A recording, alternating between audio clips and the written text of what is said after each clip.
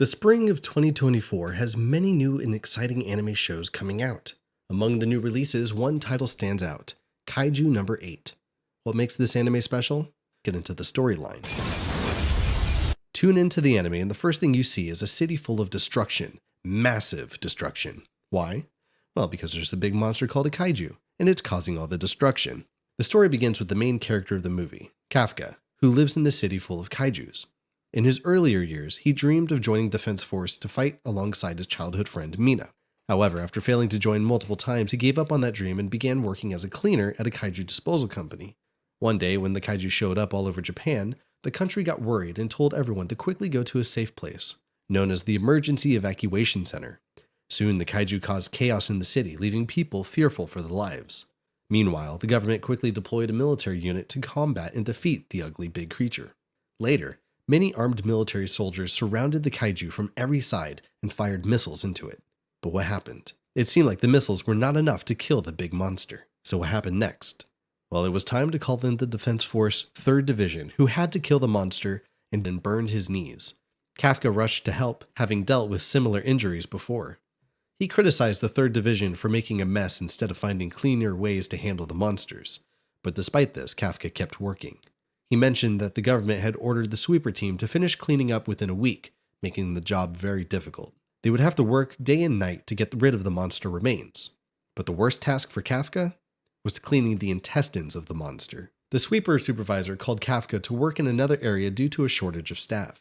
This new location was filled with, well, the kaiju's intestines, a task that his friends pitied him for, as it was known to be extremely unpleasant. When Kafka arrived, the foul smell of the creature's intestines overwhelmed him, causing a strong reaction in his body. He couldn't stand the awful smell coming from the monster's intestines. However, he was determined to finish the job, so he worked quickly and headed home late that night, relieved that he was done. After a long day, he laid down in bed and tried to relax by watching TV, but the unpleasant smell remained on his skin. Despite the persistent unpleasant smell, Kafka took more than 100 kaiju, establishing her as one of the country's top elite fighters. Kafka was overwhelmed watching the news about Mina's success. It was revealed that they had been very close friends as children. To care, he immediately calls Defense Force and demanded that they eliminate the monster. But on the other side, Mina was having a flashback.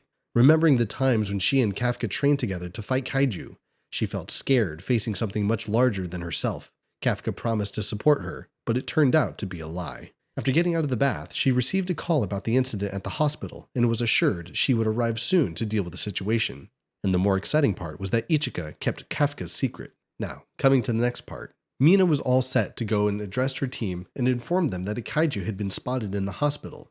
It was their responsibility to ensure it was taken down without causing harm to the people.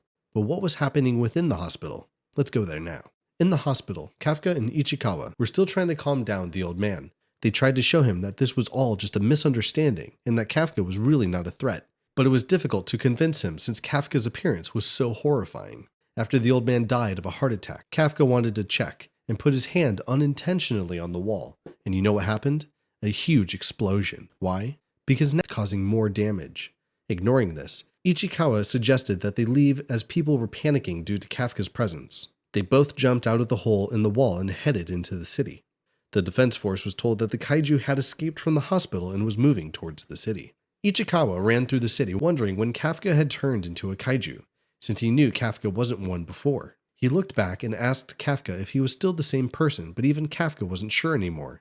And what's more shocking, Kafka's body was doing weird things on its own, like eating a random bird for no reason. So, they kept on running to hide themselves. Meanwhile, Kafka noticed something alarming behind them. Ichikawa asked if it was the Defense Force, but it was something much worse. What was it? A big monster, or a kaiju. After learning about the second kaiju attack, the Defense Force split up and tried to gain control of both situations. Kafka was somehow able to tell if the new kaiju was the same kind that had attacked both him and Ichikawa earlier that evening. Ichika believed that with the Defense Force's attention divided, it was a good chance for them to make their escape. Given Kafka's presence had already caused people to evacuate the area, Ichikawa believed there was a good chance no one would be harmed by the new kaiju attack, so they should let the Defense Force take care of the situation. As they were about to leave, they noticed a little girl who had been left behind because her family had not evacuated. The girl was very scared because her mother was trapped under a dresser within the chaos. In seconds, another kaiju appeared and opened their mouth to eat the little girl. At the last moment, Kafka saved the little girl with a powerful elbow strike that sent the kaiju flying several blocks away. Nothing else for him. Nonetheless, this anime is absolutely worth adding to your watch list. But before adding it to your watch list, be sure to subscribe to our channel and don't miss what's appearing on your screen right now.